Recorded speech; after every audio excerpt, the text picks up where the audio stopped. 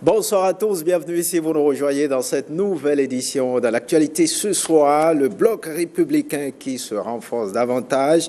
Les formations politiques UCF, Farba et PUR rejoignent le bloc républicain. La déclaration a été faite ce samedi. Gilles Dansou et François Zissou nous en parlent. Un événement majeur dans l'histoire politique du bloc républicain. Le retour au bercail du Parti pour l'Union républicaine PUR de Patrice Oussou-Guédé et de l'ICP Farba de Nazer Dossa. Deux acteurs, pas des moindres, qui ont œuvré pour la création du bloc. Partis entre-temps, ils reviennent à leurs anciennes amours. Permettez-moi de partager avec vous cette philosophie du célèbre artiste de la chanson sud-africaine, le reggaeman Lucky Dubé. Il disait ceci en parlant de la maison de l'exil. Oui, je suis dans la maison de l'exil, mais ce n'est pas pour autant que j'ai oublié la maison mère.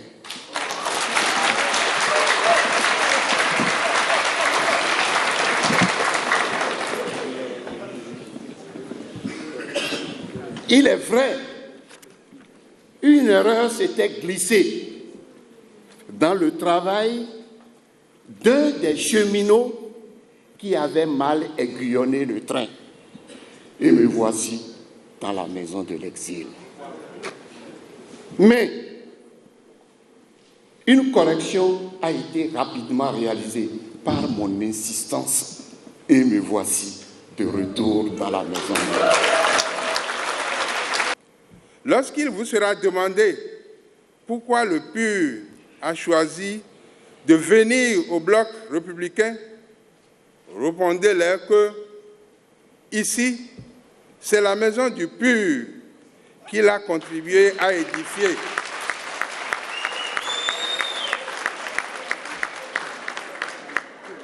Souvenez-vous, le PUR, c'est le Parti pour l'Union républicaine. C'est dire que l'idéologie du bloc républicain est inséparable de celle du Parti pour l'Union républicaine. Une décision saluée par des acteurs politiques qui ont effectué le déplacement d'Abomey Calavi. Un grand pas de franchi pour le bloc républicain. Le défi est immense. Plus de temps à perdre. Mettons-nous résolument à l'œuvre avec méthode et stratégie pour un lendemain meilleur de notre parti dans la 6e circonscription électorale. Le colonel Oussou-Guédé, c'est un homme qui connaît en réalité le pays. Je ne veux pas parler beaucoup, mais même quand vous respirez dans votre chambre, il est au courant.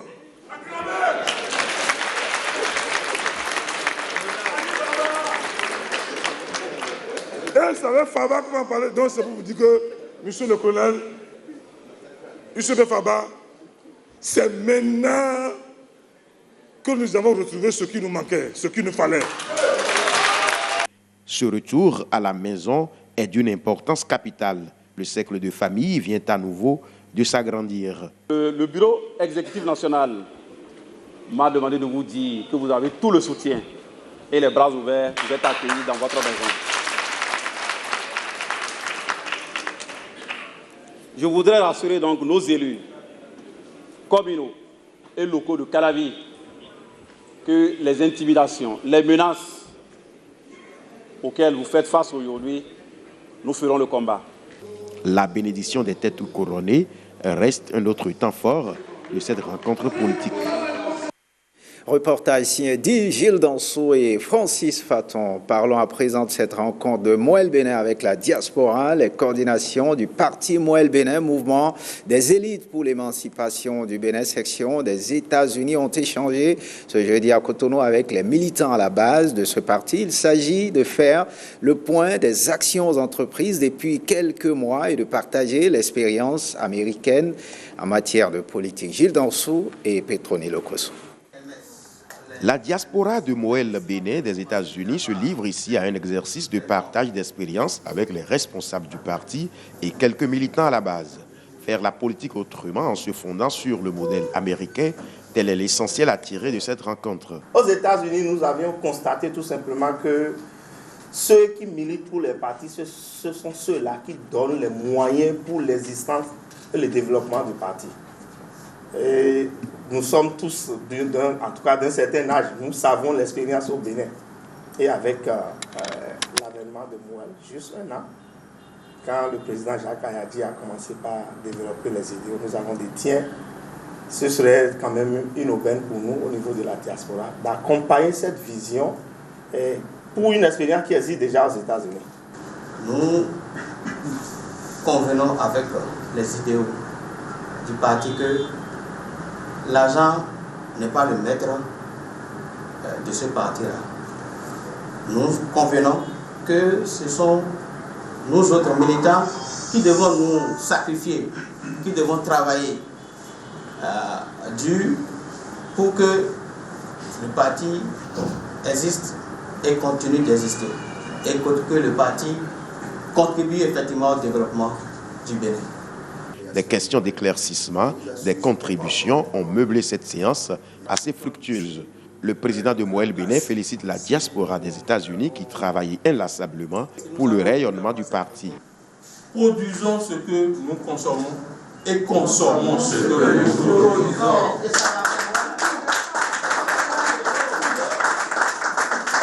Et je pense que nous allons y arriver. Nous allons y arriver. Donc, j'invite les uns et les autres à écouter attentivement notre hymne, qui est tout un programme. L'argent qu'on va donner pour déterminer quelqu'un à faire ou à ne pas faire quelque chose, cet argent est un poison pour le Bénin. Et nous allons, grâce à nos coordinations, nous allons éradiquer. Nous sommes dans le vrai et nous nous engageons encore une fois dans la vérité, travailler pour le Bénin. Cette rencontre se tient en prélude au premier anniversaire de Moël Bénin, prévu pour ce dimanche à Parakou. Voyons la ferveur de la célébration du 1er août. Le CIR entendait, cadre intégré, renforcer à installer plusieurs stands d'exposition à cette fois de l'indépendance. Le programme entend ainsi appuyer les exposants en vue de la promotion de leurs activités, notamment dans les secteurs de l'artisanat et de l'agriculture. Génial Afoda Monsiaboka et Ramatolawani pour plus de précisions. Le cadre intégré renforcé poursuit ses actions pour la promotion du commerce inclusif et durable au Bénin. Et c'est à la foire de l'indépendance que le programme a cette fois-ci valorisé divers secteurs d'activité ayant bénéficié de son appui.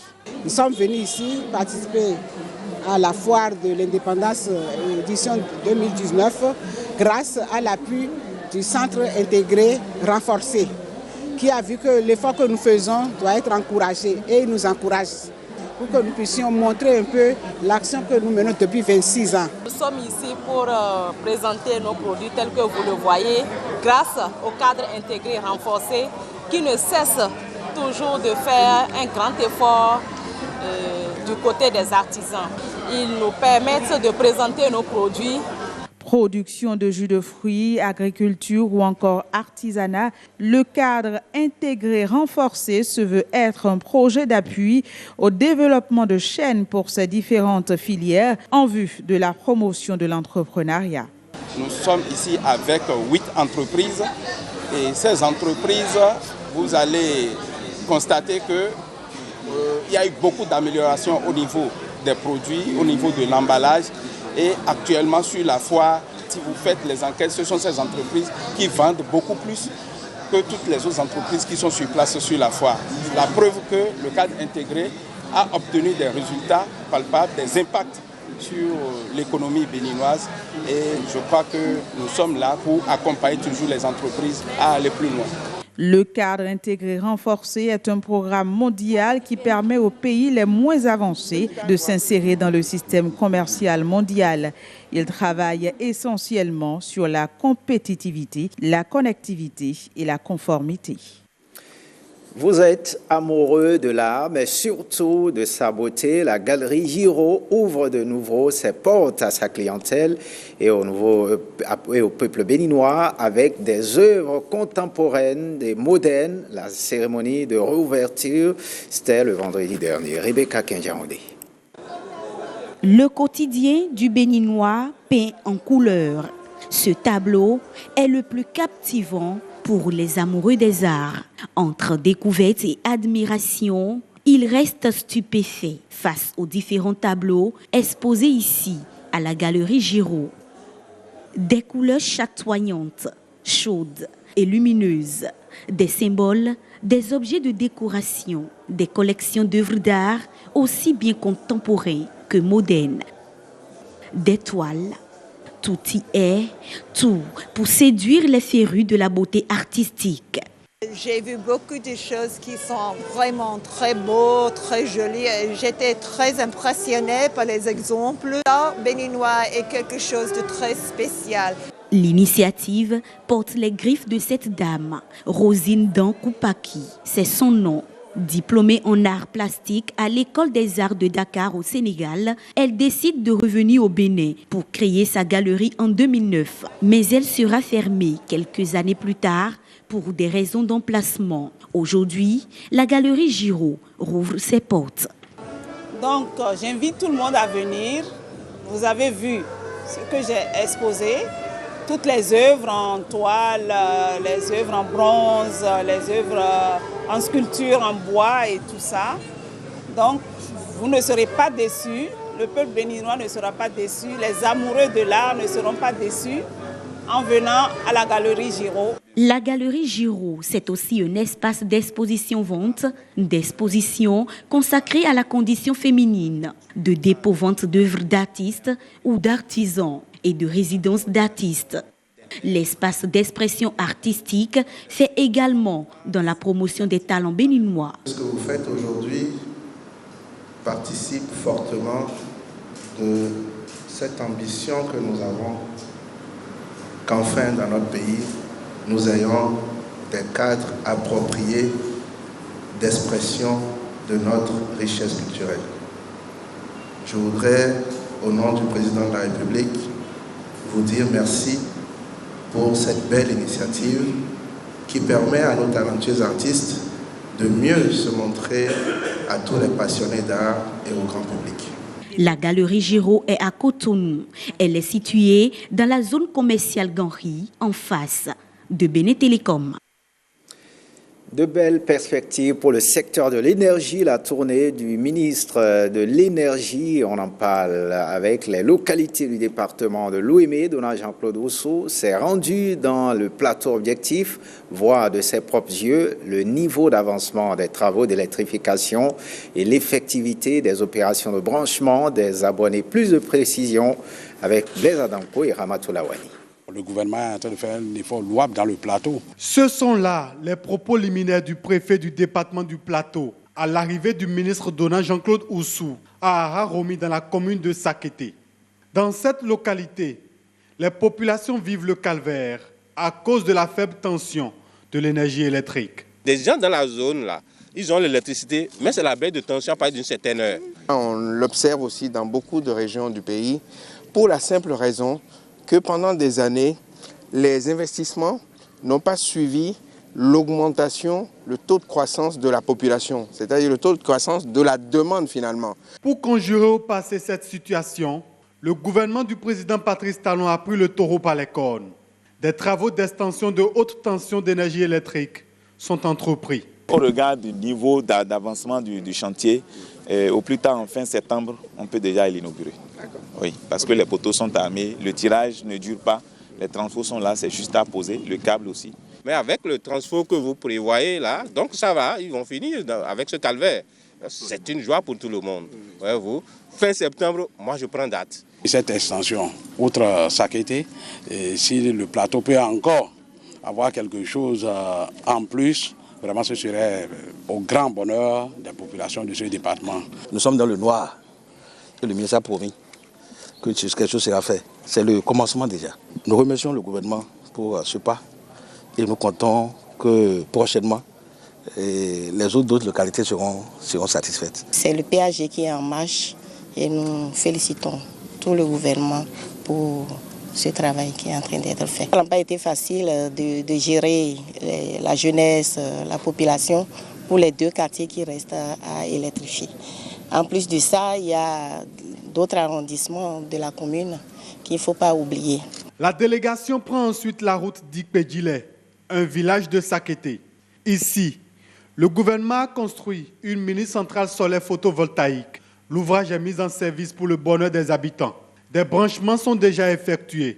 Et il y en a 80 au total sur le territoire national. Ici, c'est la centrale d'une puissance de 40 kW crête, donc, qui doit alimenter la population avec un réseau de 3 km basse tension. Il y a 14 abonnés privés qui sont branchés et 5 infrastructures communautaires. Et il faut remarquer à ce niveau que les branchements ici se font au prorata de la volonté des abonnés de souscrire, de finir la souscription promotionnelle qui est instituée. À travers le ministre, nous disons merci, merci, merci et nous prenons engagement de préserver ces infrastructures. Vous savez, ça va permettre aussi les activités génératrices de revenus, les artisans. Moi, je suis coiffeur, je suis menuisier, je suis meunier, etc. C'est le moment pour moi de souscrire à l'abonnement pour pouvoir utiliser cet intrant majeur que constitue l'électricité. Le 19 décembre 2017, le gouvernement a frappé un grand coup avec la mise en service de l'énergie électrique à Dessa, une localité de la commune d'Ifani. 6 mois après, Dona Jean-Claude Oussou revient s'informer du fonctionnement de la réalisation. Il est accueilli par une foule en joie. Vraiment, nous remercions le gouvernement du Talon, nous remercions le ministre, le directeur de l'ABEM. Vraiment, c'est des gens qui sont aux aguets, qui travaillent au jour le jour. J'ai vu l'accueil chaleureux que vous nous aviez réservé, qui traduit de cette volonté de manifester votre joie à travers cette réalisation importante que le gouvernement a promis et a fait. Avant la fin de l'année 2019, le département du Plateau va bénéficier de nouveaux projets d'électrification. C'est la construction de la première centrale solaire d'envergure, 25 MW, financée par l'Union européenne et l'Agence française de développement pour, je crois, plus de 50 milliards de francs qu'on va investir dans ce projet majeur qui va permettre de doter encore cette localité de moyens de production importantes pour notre système électrique. Bilan satisfaisant pour le ministre au thème de sa visite. D'autres localités seront bientôt la cible de Dona Jean-Claude Oussou pour une extension de la couverture en énergie électrique au Bénin. Et on prend la direction de l'Arabie Saoudite avec les pèlerins du Hajj béninois 2019 qui ont pris départ de l'aéroport de Cotonou ce samedi pour cette édition. Plusieurs innovations sont à noter. Au nombre de celles-ci, la construction d'un site pour les pèlerins où ces derniers ont rempli toutes les formalités d'usage en prélude à leur voyage. Le point avec Génial Afouda et Alexis Kedom. Pèlerinage Hajj 2019, l'édition de cette année a connu de nombreuses innovations. Il s'agit entre autres de la construction d'un centre d'accueil pour les pèlerins en vue des formalités à remplir en prélude à leur embarcation. Une innovation du gouvernement béninois. C'est un site aménagé pour assurer la sécurité des pèlerins, un très bon séjour des pèlerins avant leur départ pour l'Arabie Saoudite.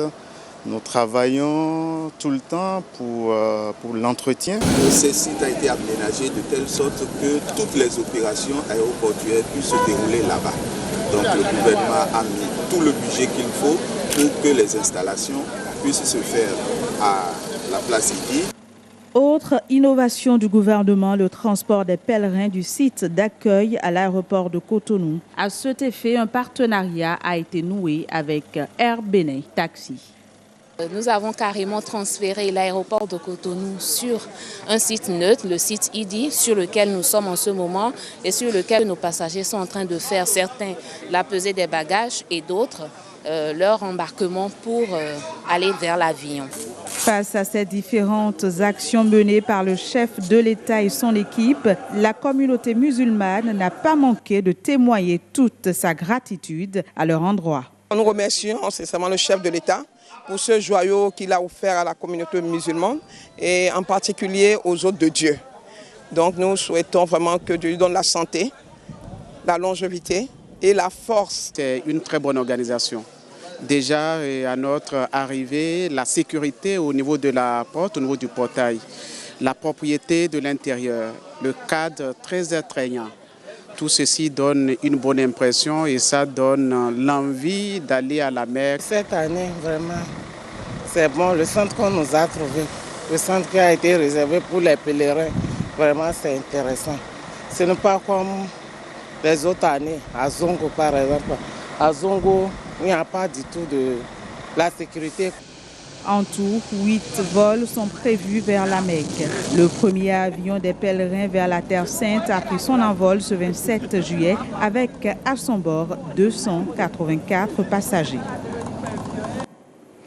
Voyons à présent ce guide universel de la route. C'est une contribution intellectuelle de Arwandjinou Léon Adasounon à la réduction des accidents de la route. L'ouvrage a été lancé dans la soirée de ce vendredi à Cotonou. Lénaï Kagwazaou nous en dit plus. Le guide universel de la route, c'est un ouvrage de 328 pages illustrées invitant à une conduite automobile responsable. Dans une démarche pédagogique, l'auteur Arwandjinou Léon Adasounon fait développer chez le lecteur les réflexes du bon conducteur. Ce manuel met l'accent sur le langage universel de la route et le savoir conduire en tout lieu. L'objectif principal visé à travers cette publication n'est pas de guider en permanence l'usager de la route, mais plutôt de l'autonomiser en lui offrant les prérequis nécessaires à une parfaite gestion des situations à risque et des contraintes routières auxquelles il se trouverait confronté. L'auteur nous invite au travers d'un style simple, facile à lire, à la découverte de ce qu'il convient d'appeler désormais l'éthique de la conduite. Le mérite de Arwandjinou Léon Adasounon est de mettre en exergue le contexte socio-culturel africain qui impose une réadaptation à la conduite automobile. Les communications routières occidentales ne sauraient être confondues à ce que nous vivons en Afrique. Après une vingtaine d'années de pratique et de recherche en tant que moniteur certifié, nous avons estimé qu'il faille apporter notre pierre à l'édification des astuces pouvant permettre de piloter et de conduire aisément. La présente cérémonie de lancement est placée sous le parrainage du ministère des Infrastructures et des Transports et du Centre national de sécurité routière, dont le directeur général est le préfacier de l'ouvrage. Apporter un concours inestimable à la lutte contre l'ignorance routière, cela, Arwandjinou Léon Adasounon l'a compris, car à l'origine des accidents de la circulation se trouve à plus de 90% le comportement humain comme facteur combiné. Arwandjinou Léon Adasounon est né le 11 novembre 1975. Il est le président de l'association des promoteurs d'auto-écoles agréés du Bénin et de l'ONG Missionnaires de la tradition universelle et culturelle. Le guide universel de la route est recommandé comme bréviaire à tout conducteur de véhicule à 4 roues. On finit par cette soutenance de thèse doctorale, l'école doctorale de sciences de la vie et de la terre. L'impétrant Esther Deguénon a exposé 7 années de recherche sur les maladies causées par les salmonelloses devant un jury d'experts. Suivons le reportage de Oceana Moussou. Lutte contre les salmonelloses d'origine animale et exploration in vitro de l'efficacité de quelques plantes médicinales au Bénin. C'est le développement magistral de ce thème qui a valu la mention très honorable à la désormais docteure Esther Deguénon. Le thème sur lequel nous avons travaillé traite de salmonellose animale, c'est-à-dire nous entendons toujours parler de fièvre typhoïde, mais à côté de la fièvre typhoïde, il y a d'autres souches de salmonelle qui peuvent nous rendre malades. Et ces souches-là nous sont transmises par les animaux et même aussi les animaux de compagnie. Les animaux d'élevage, c'est-à-dire les poulets, les moutons que nous achetons et que nous mangeons, peuvent être contaminés par ces souches-là et peuvent nous rendre malades si certaines conditions d'hygiène autour ne sont pas respectées. On retient des recherches du docteur Deguenon que les salmonelloses entraînent plusieurs infections d'origine alimentaire, la fièvre typhoïde par exemple. Les victimes se comptent surtout dans le rang des consommateurs des repas à hygiène douteuse. Situation déplorable mais pas désespérée. Avec la médecine traditionnelle aujourd'hui, nous avons pu isoler certaines plantes pouvant détruire ces souches bactériennes et rendre la santé à ceux qui pourraient être en contact avec ces souches de bactéries. Psidium guajava, Cajanus cajan et Vernonia amygdalina. En thème terre à terre, le Psidium guajava, c'est ce que nous appelons quincun en fond. Le Vernonia amygdalina, c'est amant vivant. Et puis le Cajanus cajan, c'est le clécon que tout le monde connaît. Vous connaissez la fièvre typhoïde et ses conséquences, ses manifestations à travers la diarrhée, les fièvres et autres. Surtout par ces temps de saison de fin de saison de pluie où en fait les maladies que provoquent en fait les germes qu'elle a recherchés dans les fesses d'animaux dans différentes régions de notre pays, ces maladies pullulent actuellement dans les centres de santé. Je pense que c'est un travail vraiment de très bonne qualité et il faut la féliciter. Nous lui avons décerné la mention très honorable parce qu'elle la mérite. Avec ses recherches, Esther Deguenon espère dresser un rempart contre la propagation des salmonelloses au Bénin. Faites ce journal. Merci de l'avoir suivi. Retrouvez Jérôme Ongboa à 23h30 pour l'édition du soir. Bonne suite des programmes sur l'ORTB. Passe en vous.